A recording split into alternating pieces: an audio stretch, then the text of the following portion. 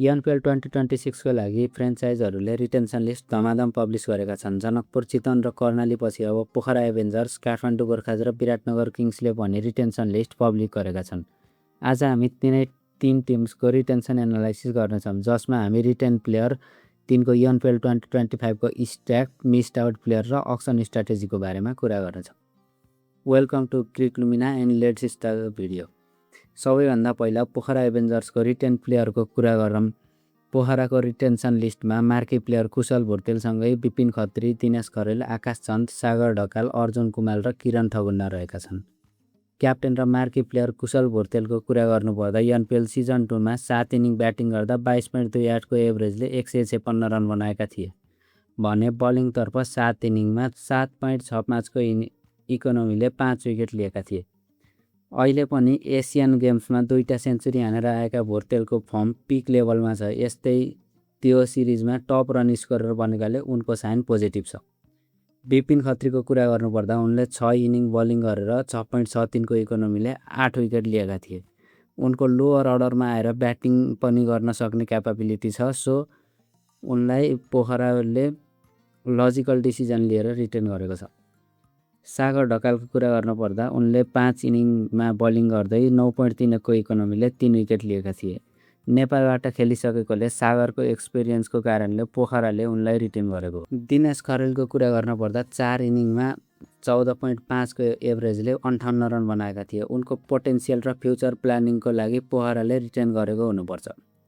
किरण ठगुन्नाको कुरा गर्नुपर्दा 5 इनिङमा 8 एभरेजले 24 रन बनाएका थिए भने उनले बलिङमा पनि 3 इनिङमा 3 विकेट लिएका थिए।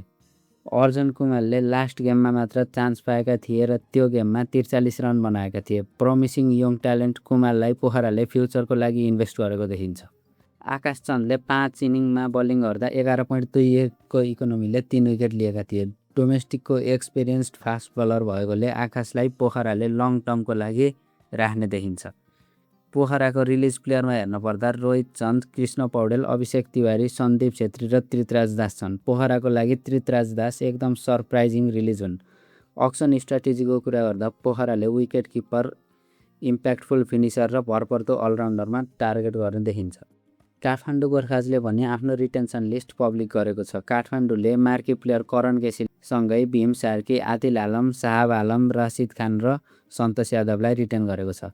क्याप्टेन करण केसीले एनपिएल सिजन 2 मा बलिङतर्फ 8 इनिङमा 13 विकेट लिएका थिए भने ब्याटिङमा 5 इनिङमा 12.25 को एभरेजले 49 रन बनाएका थिए। त्यस्तै भीम सार्कीले एनपिएल सिजन 2 मा 5 इनिङमा 22.5 को एभरेजले 90 रन बनाएका थिए। सबै टिमले बोली लगाएका आदिल आलमले भने 7 इनिङमा 18.6 को एभरेजले 93 रन बनाएका थिए। आदिलले पावर हिटर ब्याट्सम्यानसँगै फास्ट बलिङको अप्सन दिने भएकोले टिमले उनलाई रिटेन गरेको हो। साहब आलमले भने 13 विकेट लिएका थिए मात्र 8 म्याचेसमा। प्रोमिसिङ लेफ्ट आर्म स्पिनरको रूपमा उदाएका साहबलाई काठमाडौँले लङ टर्म प्लेयरको रूपमा रिटेन गरेको छ। राशिद खानले 8 म्याचमा बलिङ गर्दै 8 विकेट लिएका थिए भने 5.83 को एभरेजले 35 रन बनाएका थिए। उनको लोअर अर्डरमा आएर ब्याटिङ पनि गर्ने क्यापाबिलिटी छ, सो उनलाई काठमाडौँले रिटेन गरेको थियो। सन्तोष यादवले भने 8 म्याचमा 7 विकेट लिएका थिए।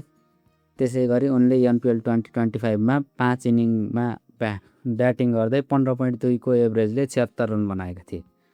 बट सकिङली काठमाडौँबाट एनपिएल सिजन 2 मा 8 इनिङमा 118 रन हानेर हाइएस्ट रन स्कोरर बनेका आकाश त्रिपाठीलाई रिलिज गरेको छ। आकाशसँगै काठमाडौँले दिपेश कँडेल, प्रतीक श्रेष्ठ, सोनु देवकोटा, उत्तम मगर र तुलबहादुर थापालाई रिलिज गरेको छ। विराटनगर किङ्सले भने आफ्नो रिटेन्सन लिस्ट पब्लिक गरेको छ। किङ्सले मार्की प्लेयर सन्दीप लामिछानेसँगै लोकेश भाम, प्रतीश जीसी, सुभाष भण्डारी, बसिर अहमद र नारायण जोशीलाई रिटेन गरेको छ। क्याप्टेन सन्दीप लामिछानेले एनपिएल सिजन 2 मा 9 इनिङ्समा 17 विकेट लिएर highest wicket taking bowler of the tournament भनेर गोल्डन क्याप जितेका थिए। त्यस्तै लोकेश भामले 9 इनिङमा 21.25 को एभरेजले 170 रन हानेका थिए। उनी नेपालको यङ विकेट किपर र प्रोमिसिङ ब्याटर हुन्। प्रतीश जीसीले 9 म्याचमा बलिङ गर्दा 9 विकेट लिएका थिए भने 11.17 को एभरेजले 67 रन हानेका थिए। उनको डेथ ओभरमा राम्रो बलिङ र लोअर अर्डरमा ब्याटिङ गर्ने क्यापाबिलिटी छ।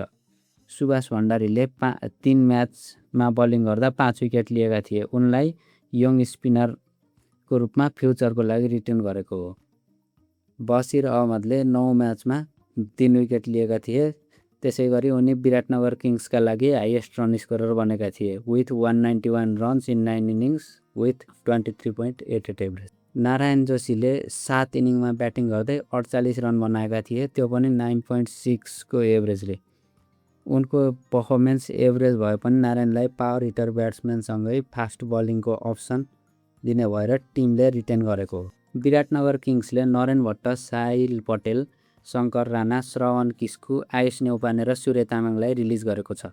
सिजन 2 मा एक्सपेक्टेड पर्फर्मेन्स आउन नसकेपछि यी प्लेयरलाई म्यानेजमेन्टले रिलिज गरेको हुनसक्छ। अक्सन स्ट्राटेजीको कुरा गर्दा विराटनगरले टप अर्डर ब्याट्सम्यान र भरपर्दो मिडल अर्डर ब्याट्सम्यान टार्गेट गर्न सक्छ। जनकपुर, चितवन र लुम्बिनीको रिटेन्सन एनालाइसिस भिडियो अपलोड गरिसकेका छौँ, सो डिस्क्रिप्सनको लिङ्कबाट भिडियो हेर्न सक्नुहुन्छ। सुदूरपश्चिम र लुम्बिनीको रिटेन्सन लिस्ट आएपछि भिडियो लिएर आउने नै छौँ। सो भिडियोलाई लाइक र च्यानललाई सब्सक्राइब गर्नुहोला। Thank you.